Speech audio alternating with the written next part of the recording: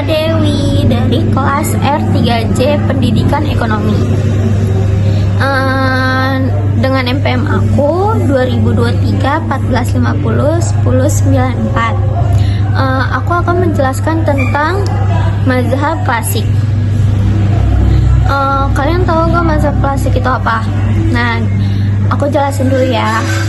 Mazhab klasik dalam ekonomi merujuk pada aliran pemikiran yang muncul pada akhir abad ke-18 sampai ke-19, dan juga para tokoh utama dalam mazhab ini fokus pada prinsip-prinsip dasar ekonomi, seperti pasar bebas, pembagian kerja, dan hukum penawaran atau penerimaan. Lalu penjelasan dari 4 pakar utama dalam mazhab ekonomi klasik adalah, yaitu ada Adam Smith. Adam Smith itu dikenal sebagai bapak ekonomi modern dan pengarang The World of Nations pada tahun 1776 ya guys. Terus dia juga punya pemikiran utama konsep invisible yang menyatakan bahwa jika individu bertindak demi kepentingan pribadi masyarakat, seperti terus juga kan yang tadi aku sebutin ada pasar bebas dan kompetensi dianggap sebagai mekanisme yang optimal. Terus pembagian kerja itu meningkatkan produktivitas yang efisien ekonomi. Terus juga ada ada kontribusinya. Yang penting itu kontribusi. Terus membangun fondasi teori ekonomi mikro dan makro.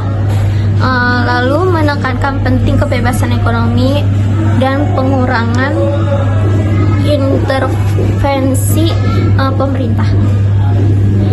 Terus juga ada David Ricardo. Dia itu David Ricardo itu ekonomi Inggris yang dikenal melalui karyanya. Pemikiran utama dia itu teori keunggulan komparatif, yang menjelaskan bagaimana negara ini bisa saling menguntungkan dalam perdagangan internasional meski satu negara lebih produktif dalam semua bidang. Lalu hukum keuntungan menurun itu yang menyatakan bahwa ketika input tambahan diterapkan pada lahan yang terbatas. Dan juga ada kontribusi yang penting juga, mengembangkan teori distribusi juga, mengadvokasikan perdagangan bebas sebagai jalan menuju kemakmuran global. Lalu selain itu ada juga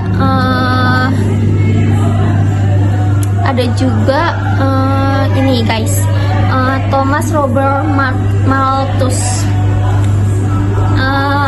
Malthus itu dikenal karena teorinya tentang populasi yang diperkenalkan dalam karya An Essay on the Crisis of Population.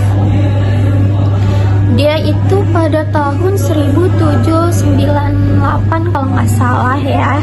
Terus dia itu punya pemikiran utama populasi tumbuh secara eksponensial.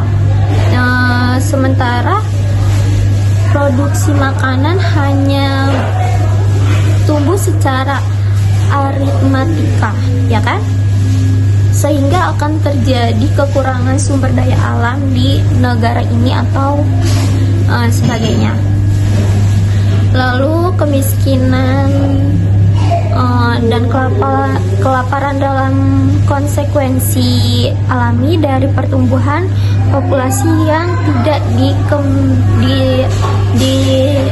terkendalikan lah bahasanya ya.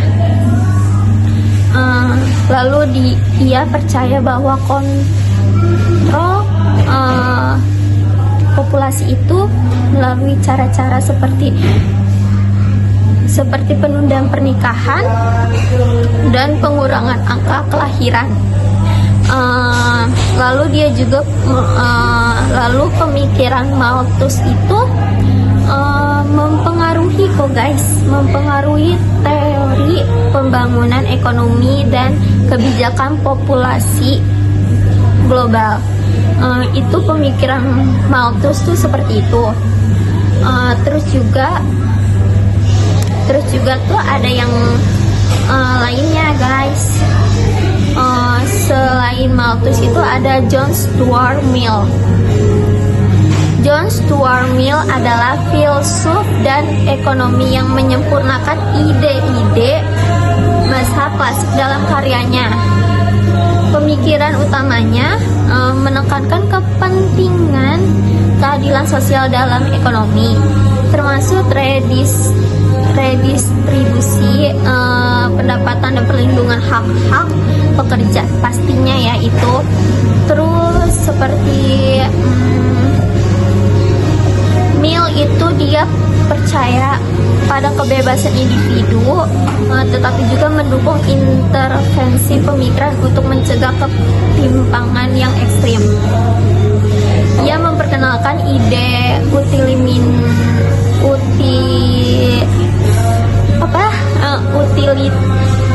utilitarianisme dalam ekonomi, yaitu tindakan yang memberi